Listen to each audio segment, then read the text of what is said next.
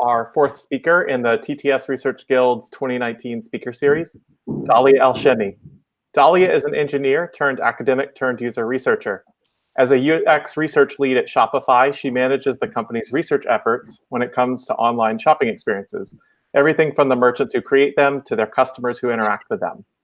I met Dalia by way of our mutual friend, Hannah Nagel. Hannah and I were discussing things that might be of interest to the TTS Research Guild, particularly at the intersection of data science and social science, and came on the topic of mixed methods research. Hannah offered me an introduction to Dalia, and Dalia graciously obliged. Today, Dalia will present her talk, Turning Anecdotes into Insights, Mixed Methods Research in Support of Design. She'll share how to blend qualitative and quantitative research at each stage of the design process. Before I turn it over to Dalia, I want to briefly cover how Q&A will work. Research Guild meetings are normally 30 minutes long and include time for 1 or 2 questions at the end. Normally, people ask questions in Slack or address the speaker directly via video chat. Today's event is going to be a bit different because it's the first one we've run via YouTube Live. If there is time for questions, I'll pose them based on the written questions that appear in the chat box next to the video feed on YouTube. Since today's format is mostly one-directional, please be sure to ask questions as clearly and completely as possible. If Dalia needs clarification in answering a question, she may ask you to clarify what you meant in the chat interface. With that out of the way, take it away, Dalia. Cool. Thanks for the introduction, Andrew. I'm really excited to be here today to talk to you guys about mixed methods in research. So before we get into it, as Andrew mentioned, I work at Shopify, which is a software as a service company that offers e-commerce solutions that allow people to start a business and then sell their products online on an online store that they design, or in-store using our point of sale system, or on a number of other channels like Facebook and even Amazon. The merchants who use Shopify are really varied. They may be using our point of sale system to run coffee shops. They may be selling vintage sunglasses. They make artisanal leather goods. They even import Japanese animal onesies. And those are examples from Montreal alone, which is where I work from. But basically, if you can think of it, chances are someone's selling it at Shopify. So in an effort to help the people at the company better understand this diverse set of users who have a very diverse set of needs, we have what's called a merchant visit program, where Shopify employees would go out and they would spend a day working behind the scenes with the merchants who use our platform to run their business. And the idea is to help them have this very immersive experience of what it's really like to run a business. One thing we started noticing, though, is that a lot of times we would have someone from our team go out on one of these merchant visits. They would see something interesting. They would get really worked up about it. They would run back to the office, go to their team, talk to them about it. All of a sudden, you have everyone getting really worked up, and then the team would start changing the product to reflect what it is that they saw out on the field. Now, a lot of people wouldn't think this is necessarily a problem. After all, I think it's really awesome that people are going out of their way to learn about our users and then being proactive about the problems that they're observing. But at some point, we had to start wondering whether the changes that we were making were changes that were based on a single observations of a single user's needs, so an anecdote essentially, or whether they were part of a broader pattern. Now, we may think that all improvements are good improvements, but there's actually a cost to fixing what we call low-hanging fruit, as this one Shopify merchant who reached out to us at some point reminded us.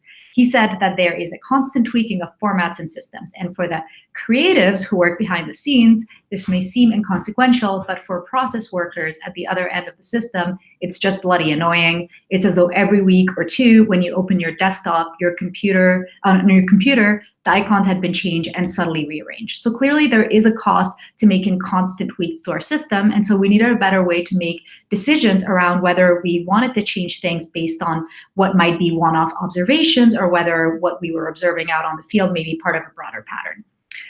I spent some time thinking about this problem, and as a way of helping people make these types of decisions, I started putting together a framework to help anyone who was going on these store visits. And it went a little something like this. So I would tell people, suppose you went out on a store visit and you learned something interesting. Now, at that point, you might be curious to learn more about it. And if that is the case, or sometimes you're not necessarily interested in learning more about it, which is okay. Sometimes an observation can remain an observation until you have further reason down the line to dig into it. You don't necessarily need to run back to your team and make decisions based on an observation that you made. If you are curious, though, about learning more about the thing that you observed out on the field, then one of the things that's useful to ask yourself is whether that observation you made is part of a broader pattern. And as a way of determining whether it's part of a broader pattern, you might ask yourself additional questions. And if those questions generally started with how many people experience this particular problem or how often does it happen, then I would encourage people to reach out to one of our data scientists to learn a little bit more about what they know about this problem. If you find yourself asking questions that start with why people might be behaving a certain way or how they might be going about doing a particular task, then I would recommend that they reach out to a researcher, pick their brains, and see what they may already know about this problem. And once they've done that and look at all of the information, ask yourself whether you have established enough that you feel like this is part of a pattern. And if you feel like that's the case, then you get all of your shit together, and then and only then do you share that with your team and start acting on it. If you feel like you still haven't uncovered enough information to determine whether the observation that you made was actually part of a broader pattern or a broader problem, then again, that's okay. You don't necessarily need to do anything about it at that point, and you can just sit on that observation until maybe down the line you have another reason to dig into it. Now, the thing that I noticed as I was putting together this framework, and the idea that I kept going back to, was how important it was to reach out both to a data scientist and to a researcher as a way of determining whether something might be part of a broader pattern or not. And I would love to take credit for being the first person to highlight the importance of combining quantitative data with qualitative observations. But this idea actually has been gaining a lot of traction in the world of product and UX design, and is probably the reason why I'm giving you this talk today. Jared Spool, for example, talks about looking for footprints in the trouble area. He says that once you've seen something out in the wild, we then go and try and look for repeatable patterns that could happen in the data to see whether it's a more widespread behavior.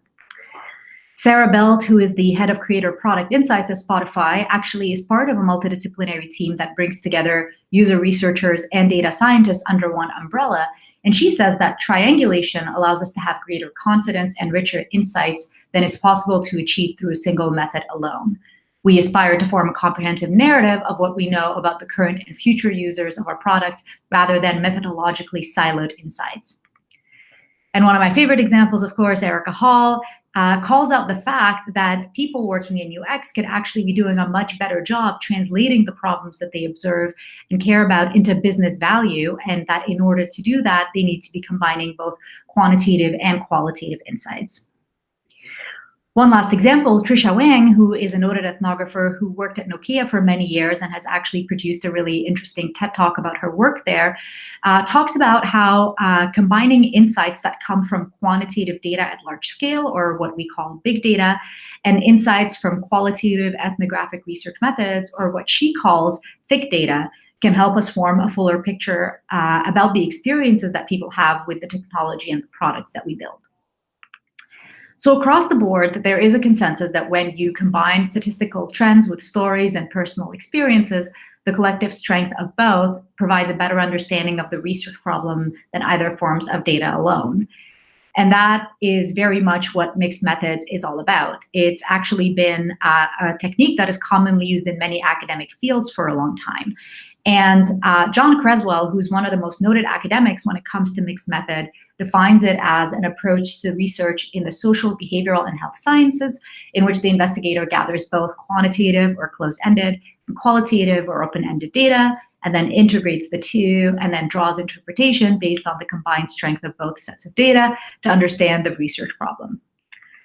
I love this picture of Creswell. He has literally written the book or the books on mixed methods, and here he is leaning on quite a few of them that he's written. He's actually written 27 of them in total, so I'm going to try and zip through the important content of this within the next 20 minutes or so. So let's start breaking down the statement. Let's talk about qualitative research first. I think this is one that we're likely more familiar with.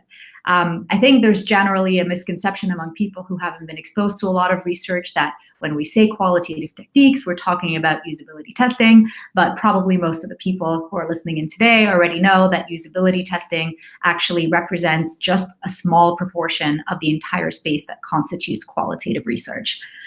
Here's a handful of examples of techniques that we use at Shopify alone. So we might do low fidelity or paper prototype or early concept testing in order to answer questions fast early on in a project before we start building out different solutions. As part of our paper prototyping, we've actually done things like print 3D printed phone that would allow us to test gestural interaction with different interfaces, the way those interactions would happen on an actual phone. We do diary studies or other forms of longitudinal studies where we might try to capture a user's experience in depth and over an extended period of time with a product or a feature that something like usability testing or paper prototyping might not necessarily allow us to do alone. We conduct contextual inquiry, so similar to the merchant visits that I was describing earlier, we go out and spend time with the merchants who use Shopify to really try and understand what it's like to run a business on a day-to-day basis. And we also invite the merchants into our own space, and we use different generative research techniques like co-design workshops, where we get the people who use our products and the people who build them to sit around tables together and collaborate to try and envision what their future experiences with our products might look like. For some of those workshops, we might put together a generative toolkit, an example of which you see here. So this one in particular was a role-playing game where we encourage designers, engineers, and merchants to role-play with each other in order to explore different experiences from their various viewpoints. So in addition to all of this qualitative research, we also have a data science team that does a lot of quantitative research where they collect, model, and analyze different types of data. One sort of hybrid qualitative quantitative technique is, of course, surveys, which I'm sure is everyone's least favorite technique as a participant, but we do our best to make sure that they are well designed and that the experience is as painless as possible for our merchants. And our annual survey gets answered by tens of thousands of people every year. So it's a huge opportunity for us to gather quantitative data. We log interactions. We log information about people's interactions with our product or feature. Our data scientists make that information available in our data warehouse, and people can then use SQL queries to pull that data together and look at it in more meaningful ways. And of course, because SQL queries aren't necessarily everybody's cup of tea, our data scientists are also kind enough to produce interactive reports that anyone at the company can access to look at some insights. Like a lot of companies, we also rely on Google Analytics to log events, and we again make that data accessible to anyone at the company who wants to understand user interaction with a product or a feature. And finally, we also set up A/B experiments so that we can continue optimizing on different aspects of our products and our features. So with so many sources of information available to us, both on the quantitative and the qualitative side, one of the biggest questions we keep getting is, how do we choose the right technique? I would actually argue that that question is one of the biggest challenges of doing any type of research at all, and something that I think as you gain more experience, you get better at answering. But I actually have sort of a framework or a way of thinking about it. So the way I look at it is that you start out by looking at what phase or stage of the project you might be in. And at any phase of that project, in all likelihood, there are specific questions that you are going to try and answer before you move on to the next stage. And those questions, in turn, are going to be what dictate what is the best method that you can be using in order to answer them. Hopefully, after you apply your method, you have some findings, and those findings can bring about new questions that, in turn, warrant new methods in order to be answered. So this may seem very abstract or perhaps even very simplistic or obvious to some of you, but let me show you exactly what I mean by this with some examples of how we build product at Shopify. So at Shopify, we have a framework for building products that we call Getting Shit Done. It has a funny name, but I think it's because people at the company were very averse to the idea of process for a long time, especially when we were a startup. And so I think that by giving it a name like that, we got more people on board with the idea. But in spite of the name, when you break it down, it's actually a pretty standard sort of product design lifecycle. So it consists of 6 stages. The first stage is what we call the idea stage. So as with any project in the world, you probably start out with an idea of a problem you want to solve. And during the idea stage, what you want to do is you want to gather some thoughts around why you should solve that problem and perhaps what impact solving that problem is going to have.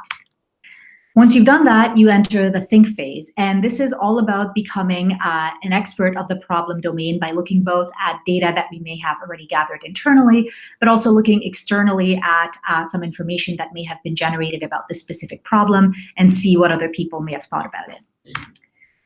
After that, we enter the explore phase, and this is where we try to explore potential solutions for the problem that we identified, and we try to iteratively determine which solution is going to be the best one to solve the problem that we identified. And once we hone in on a solution that we think is going to work best, this is when we enter the build phase, and this is where we build out that solution, and we do it iteratively by building out and shipping small quality components. Finally, after we're done building the product or feature, hopefully we get to the point where we can actually launch it to people and have them use it. And as people start to use the product or feature and we learn more about it, we start to think of ways that we can continue tweaking it to make it better and better. Now, as I mentioned earlier, each of those stages is going to have a certain set of questions that are associated with it. And with those questions are going to be a set of methods that are best suited to answer it. So let's start with the idea phase. So at that point, the questions that you might be asking yourself are along the lines of what potential problems might we solve? So out of all the problems that exist in the world, why are you choosing certain ones to focus on? And once you've chosen a problem to focus on, you might ask yourself, how can you gather additional context on that problem? Qualitative techniques that come in handy here is starting by looking at existing research, both internal and external. It doesn't make any sense to reinvent the wheel every time a new project comes up. So we want to start by looking at what we may have already known or established. Once we look at the existing data, we might decide we want to supplement it with additional information through interviews or observations, or even surveys and diary studies, all designed to help us establish a baseline of the problem. So trying to understand what are the challenges that people experience today. And we also like to take all of that information and perhaps hold a team kickoff workshop where we look at it together and try to determine what are some assumptions that we have, what are some facts that we've established, and perhaps try to form hypotheses that we want to test further. Quantitative techniques that come in handy here is, again, mining existing data for potential hypotheses or insights. So looking at what we have already and using the data that we have to possibly help establish certain things as fact and confirming or disproving some assumptions that the team might be holding. When you're in the think phase, you start asking yourself, what's the root problem that you're trying to solve here? So the problem space that you are looking at might be rather large, and you're trying to hone in on what is the part of it that you actually need to solve to have an impact. You also start asking yourself, what are the biggest challenges you might focus on? So again, in a pretty broad problem space, it's unlikely that you're going to solve every single problem. So how are you going to decide where to focus your attention? Qualitative techniques that come in handy here are things like profiles or segments or personas or whatever you call them. And the idea here is to try and identify different types of users who might be impacted by the problem you're trying to solve, because it's pretty unlikely that you are going to solve that problem equally for all people who might be experiencing it. Once you've honed in on a particular profile or segment that you think is going to benefit from the solution that you might have in mind, then you want to conduct additional interviews and observations with those specific users in order to learn more about them. You can also hold workshops with those users to dive into the problem collaboratively with them. And you might want to continue holding team workshops to, again, explore the different information that you have and start scoping down the problems that you want to address. In terms of quantitative techniques, this is where we start using our data to quantify the segments that we identified in order to determine where we can have the biggest impact. In the explore phase, as I mentioned earlier, this is all about iterating on different solutions to figure out which one is going to be the most effective. So we ask ourselves how we can be resourceful and effective when testing assumptions and hypotheses. Qualitative techniques that come in handy here are things like low fidelity prototyping or clickable mockup testing, because those things are inexpensive to set up and we're able to iterate on different ideas and design quickly using these types of techniques. And from a quantitative perspective, this is where we start defining our success metrics. So this is basically what are the things that we are going to measure once we launch our product to determine whether it was successful. And when we figure out what it is that we might want to measure after launch, if possible, we should start measuring the baselines today so that after we launch, we can see whether we move the needle in the right direction and we have something to compare our numbers to. Once you've honed in on a solution and you enter the build phase, the questions that you ask yourself are whether people can use the thing that you're building, and whether what you're building is actually successful at addressing the initial problems and goals. And this is usually the only stage at which things like high-fidelity usability tests come in handy as you try to determine whether people understand the solution that you're building out. Sometimes we also supplement our usability tests with things like diary studies or beta testing, which are a little bit more longitudinal, and they allow us to understand the experience that people are having with the solution we design over a somewhat more extended period of time than a usability test would allow us. Oops. Sorry about that. Quantitative techniques that are helpful there are things like A/B tests. So as we're building out the feature incrementally, it's possible to run A/B tests to try and tweak our approach. This is also where we'll do something called instrumentation, which is where we build out the mechanisms through which we will be gathering live data once our product launches. And we start building out a report that will then become populated with the live data that we gather through our instrumentation after we launch. Hopefully at some point you actually get to launch your product, and then the questions that you have then are whether people are using it the way you thought they would and whether you actually solved the problem that you identified successfully. In terms of qualitative, some of the things we actually like to do here are things like forums or social media monitoring, which I think is often overlooked as a source of research, but every day you have users who are sharing their experiences and their challenges with each other or with you on social media, and it can be a really rich source of information. We also use what's called in-context feedback forms. So this is where when we launch a product, we'll have sort of a banner that said, we've introduced this new feature. Would you like to give us your feedback? And then we have a link. And when they click on that link, there's maybe 2 or 3 sort of open-ended questions where people can leave their feedback for us. In terms of quantitative, this is where you finally can start populating the report that you build out because you are gathering live usage data. And after you do that, you're able to monitor your success metrics that you established earlier in order to determine whether your product is actually moving the needle in the right way. Finally, as your product is live and people are using it for some time, you start asking yourself what incremental improvements might be worthwhile. And if you are going to continue working on a V2 of this project or feature, then you might want to ask yourself if there are any revisions that you need to make to your roadmap. This is where we'll hold things like retrospectives and postmortem with the team, where we can go over data that we're gathering live through usage or through our support department, and talk also about how the project overall went and if there are things we might want to change. We also look at support tickets. If you're fortunate enough to have a support department, this is, again, a really a great source of feedback and information where people are reaching out to you day to day and sharing their challenges, and it's almost like a free source of research. And then we try to triangulate our previous insights with quantitative data. So earlier on, when you might have been doing your usability testing during the build phase, perhaps you flagged something or a problem that you think would manifest once you launch, but you don't necessarily have the data to prove it. After you launch it, you have an opportunity to look at the quantitative data that is coming through and see if you can support your hypotheses or not. Quantitative techniques that come in handy here are doing A/B tests because you're trying to tweak your product and see what you can change about it that will help improve it. And we also monitor the reports we built out to make sure that we are continuing to move the needle in the right direction. So the way the questions change over time, and a good way to look at it is that at the inception of a project, we're asking ourselves more questions along the lines of whether we're building the right thing. And as we get closer to completion, the questions we ask ourselves are more along the lines of whether we're building the thing right. So it's a small swap in the words, but it actually provides a huge distinction in how the questions evolve. So here's a summary of what I mentioned.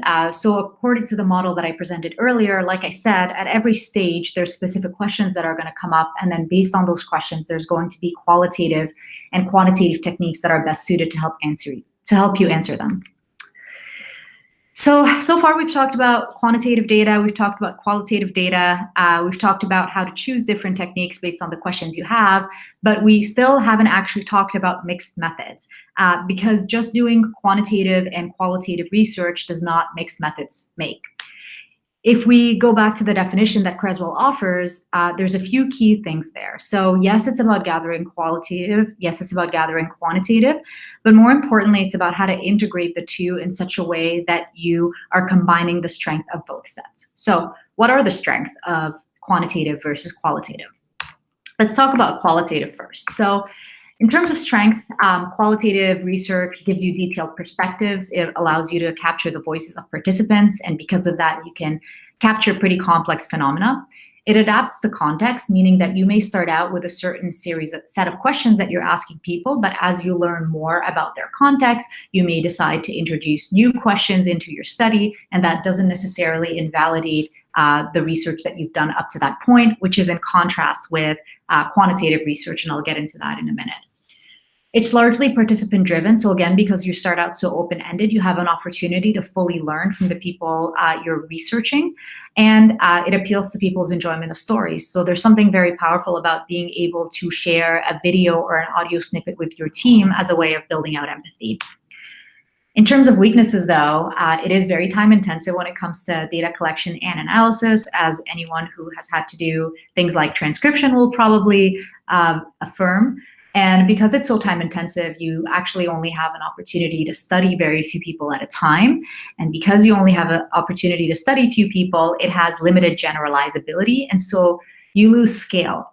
It's also subject to the researcher's biases, particularly when it comes to the analysis phase, because you do pour through data by hand and determine for yourself what you think is important there. So there is a certain amount of bias that's introduced. In terms of quantitative, the advantages is that it's relatively efficient when it comes to data collection and analysis. And because of that, you're able to include more people in your study. And because you're able to include more people in your study, you can draw conclusions for larger numbers of people. You can more easily investigate relationships within the data. And everybody has someone on their team who only responds to numbers. And for that, quantitative data works really well. The weaknesses, though, is that you actually can't record the words of the participants the way you can with qualitative, and because of that, it isn't personal, and because of that, it provides a limited understanding of the context of your participants. So even though you gain scale, what you lose is resolution. It's also largely researcher-driven, because the way quantitative research usually works is you start out by setting forth a hypothesis, and then you design your methodology entirely to prove or disprove that hypothesis. So if you don't get that right to begin with, it becomes very hard to recover from that initial bias.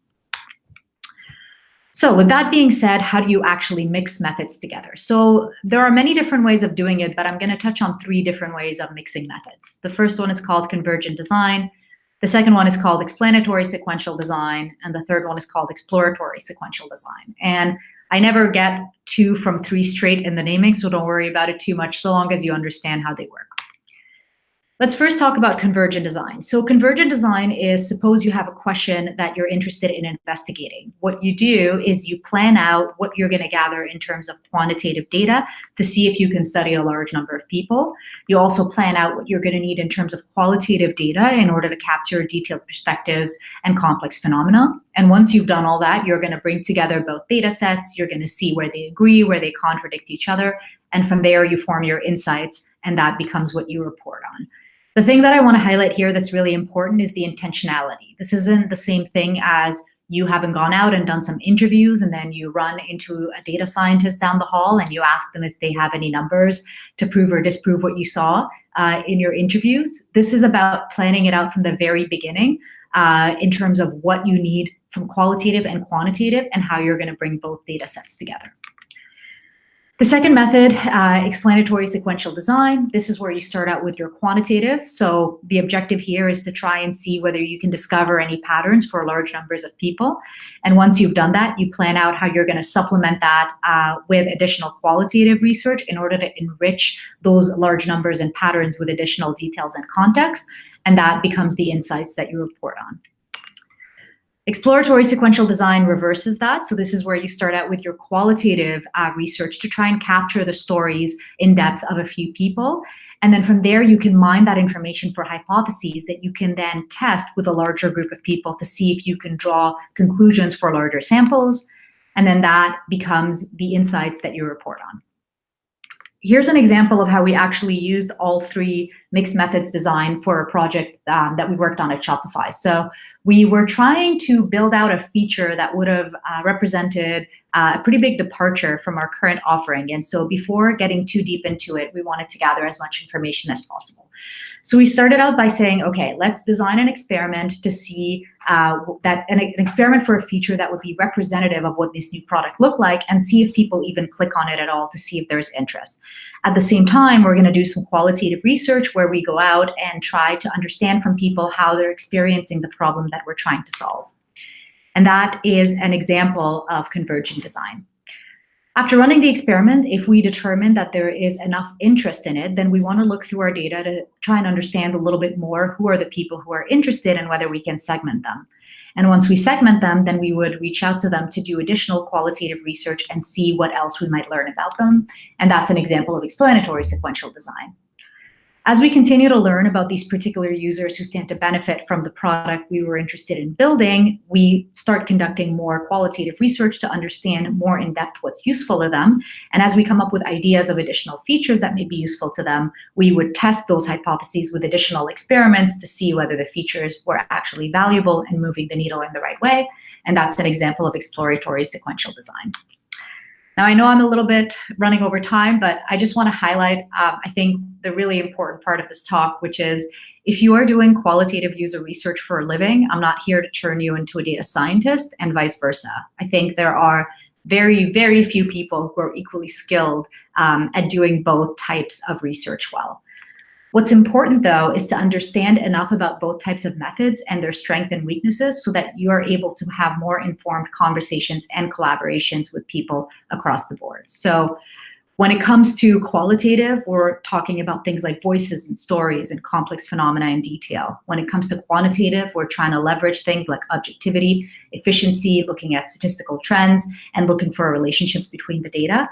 And the idea is to identify ways that we can combine the two to be able to go from having one person's story or an anecdote to a fully validated research insight. Thank you.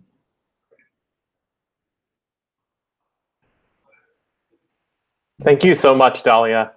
This is such a fascinating talk, and I really appreciate you moving through it really quickly. We don't have time for questions, I don't think. And also, I think there's like some issue with our chat on the page right now, which we'll look into, of course. Sure. But thank you so much. This is like such an important topic, and I'm pretty sure it's going to spark a lot of future conversations about how we can bring together the sort of data science inclined and the social science inclined. My pleasure. Yeah, and I'm sorry I went over time, but if anyone has any specific questions or you're interested in chatting about this a bit more, you can reach out to me by email. My email is Dalia, D-A-L-I-A, @shopify.com. Or you can just Google me. You'll find ways to contact me. So feel free. Thanks, y'all. Thank you.